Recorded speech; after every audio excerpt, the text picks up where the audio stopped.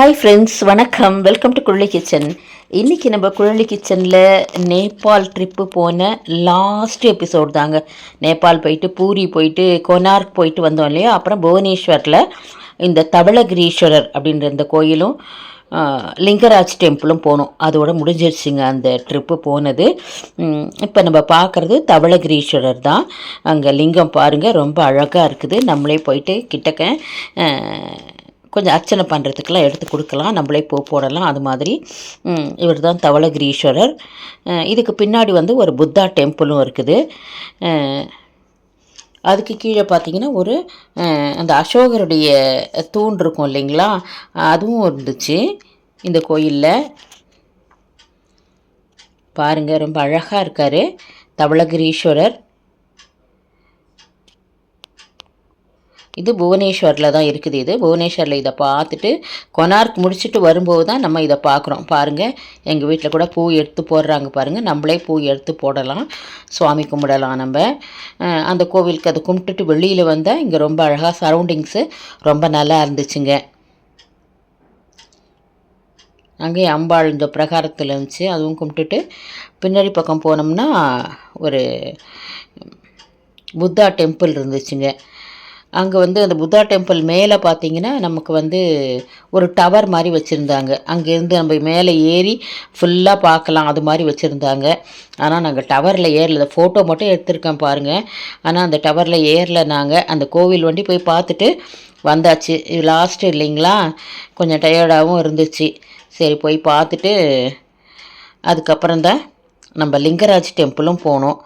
அதுவும் வந்து இங்கே தான் இருக்குதுங்க. பாருங்கள், புத்தாவுடைய ஸ்தூபி, சாஞ்சி ஸ்தூபி மாதிரி கட்டியிருக்காங்க பாருங்கள், டோம் மாதிரி இருக்குது மேலே.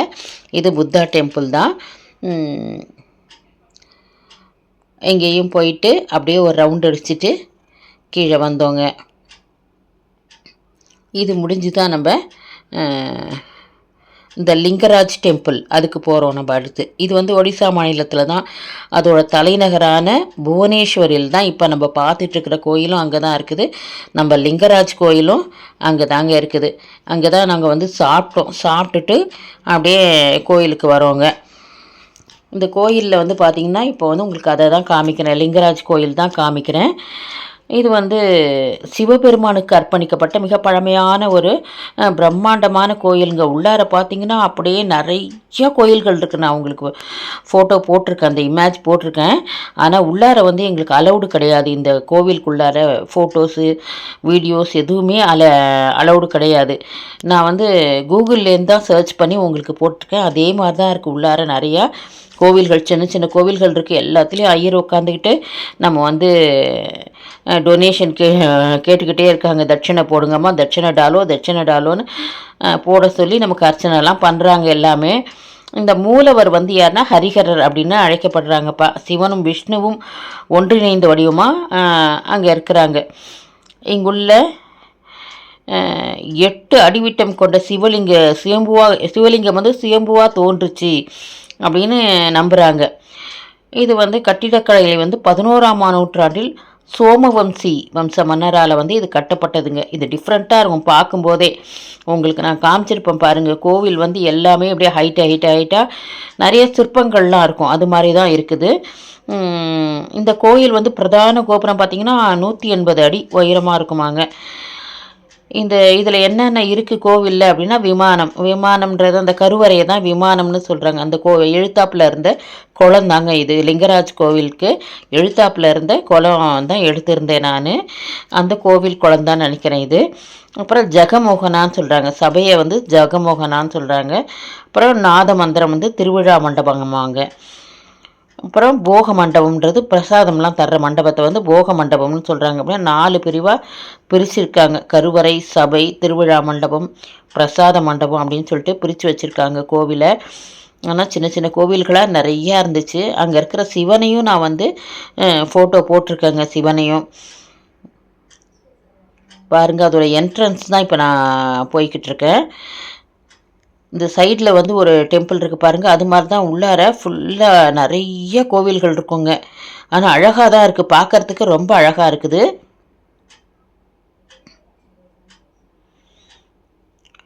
இது வந்து ஹிந்துஸ் ஒன்று தான் அலௌடாங்க, மற்றவங்களாம் வந்து அலௌடு கிடையாது அப்படின்னு சொல்லிட்டு போட்டிருக்காங்க.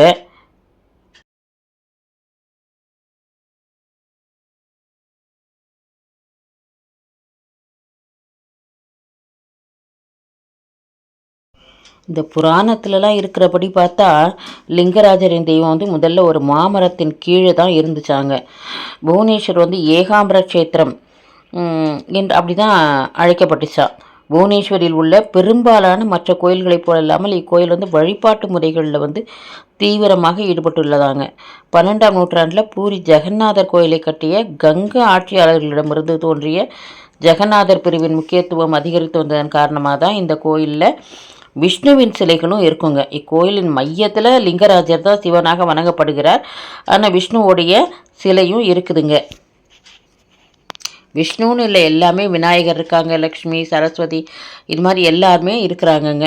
அழகாக சின்ன சின்ன கோவில்களாக இருக்குது. அதோட கட்டிடங்களே நமக்கு பார்க்குறதுக்கு ஆசையாக இருக்குது. அந்த கோவில் அவ்வளோ அழகாக இருக்குது. உள்ளார வந்து எடுத்துகிட்டு போகக்கூடாதுன்னு சொல்கிறாங்க. இந்த நீட்டாக அந்த கொடி பறக்குது பாருங்கள், அதே மாதிரி ஷேப்பில் நிறைய கோவில்கள் இருக்குதுங்க. உள்ளார சின்ன சின்ன கோவில்கள்லாம் கூட ரொம்ப அழகாக இருக்குது. பின்னாடி நான் அந்த ஃபோட்டோஸ்லாம் போட்டிருக்கேன் பாருங்களேன், அதே மாதிரி தான் இருக்கும். இது வந்து நாங்கள் திரும்பி போகும்போது ட்ரெயினில் எல்லாம் பேசிக்கிட்டு போனது. இது ரொம்ப ஜாலியாக இருந்துச்சு. இது வந்து பூத்திரின்னு சொல்லிட்டு பூத்திரேக்குன்னு சொன்னாங்க. இது வந்து விஜயவாடா ஸ்பெஷலாம், ரொம்ப நல்லா இருந்துச்சு. அங்கே வாங்கினோம், ட்ரெயினில் வாங்கினோம்.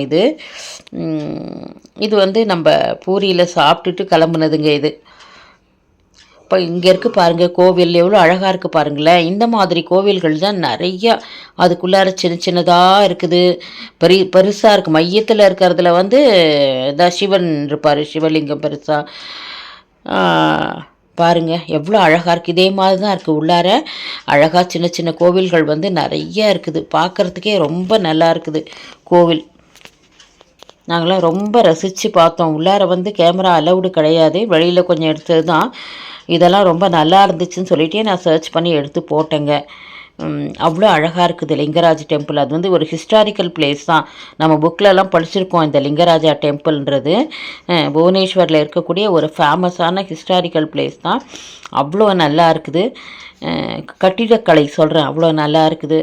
அதில் வந்து எல்லாமே சிலதெல்லாம் பார்த்திங்கன்னா கொஞ்சம் சிதிலம் அடைஞ்சு போயிருக்குது. இருந்தாலும் சின்ன சின்ன கோயில்களில் கூட இந்த ஐயர்லாம் உட்காந்துட்டு பூஜை பண்ணிக்கிட்டு இருக்காங்க. எல்லாருக்கும் நம்ம தட்சிணை வச்சோம்னா பூஜை பண்ணுறாங்க. இது பாருங்கள், இந்த லிங்கம் தான் வந்து மையத்தில் இருக்கக்கூடிய லிங்கம். இவர் தான் லிங்கராஜர். இந்த லிங்கத்துக்கும் பூஜை பண்ணுறாங்க. ரொம்ப அருமையான ட்ரிப்புங்க. இந்த லிங்கராஜா டெம்பிளோடு நாங்கள் நேபாள் போயிட்டு வந்த பயணம் வந்து முடியுதுங்க. இதெல்லாம் அங்கேருந்து சிற்பங்கள் தான் இது. கண்டிப்பாக உங்களுக்கு இந்த ட்ரிப் வீடியோஸ் எல்லாமே உங்களுக்கு பிடிச்சிருக்கும் அப்படின்னு நினைக்கிறேன். அப்படி பிடிச்சிருந்துச்சுன்னா குழலி கிச்சன் சேனலை like, share, comment and subscribe my dear friends. இது அங்கேருந்த நடராஜர் சிலை, அங்கேருந்த மிருகம், அப்புறம் வந்து இந்த விநாயகர் சிலை கூட போட்டிருந்தேன். இதெல்லாம் அந்த விமானத்தில் இருக்கிறது எவ்வளோ அழகாக இருக்குது பாருங்கள்லாம். சிற்பக்கலைகள் வந்து அதுக்குன்னே இதெல்லாம் எடுத்து போட்டிருந்தேன். உங்களுக்கு பிடிச்சிருந்துச்சுன்னா உங்கள் கமெண்ட்டை கமெண்ட் பாக்ஸில் போஸ்ட் பண்ணுங்கள் ஃப்ரெண்ட்ஸ். எல்லாமே கோவில்கள் பார்க்குறதுக்கு அவ்வளோ அழகாக இருக்குது. அதுவும் டிஃப்ரெண்ட்டாக இருக்குது. நம்ம ஊர் கோவில்கள், தென்னிந்திய கோயில்கள் மாதிரி இல்லை. இந்த கோயில் வந்து ஒரு டிஃப்ரெண்ட்டான கோயில். அது உங்களை வந்து இந்த ஃபோட்டோ பார்க்கும்போதே உங்களுக்கு தெரிஞ்சிருக்கும். அவ்வளோ ஒரு தனித்துவம் வாய்ந்த கோவிலாக இருந்துச்சுங்க. ரொம்ப பிடிச்சிருந்துச்சு லிங்கராஜா டெம்பிளும். சிவனை தரிசிச்சுட்டு வந்தவங்க நல்ல தரிசனம் தான். பொறுமையாக உட்காந்து கோவிலில் கொஞ்ச நேரம் உட்காந்துட்டு தான் நாங்கள் வந்தோம். நீங்களும் பார்த்து என்ஜாய் பண்ணியிருப்பீங்கன்னு நினைக்கிறேன். வாழ்க வளமுடன்.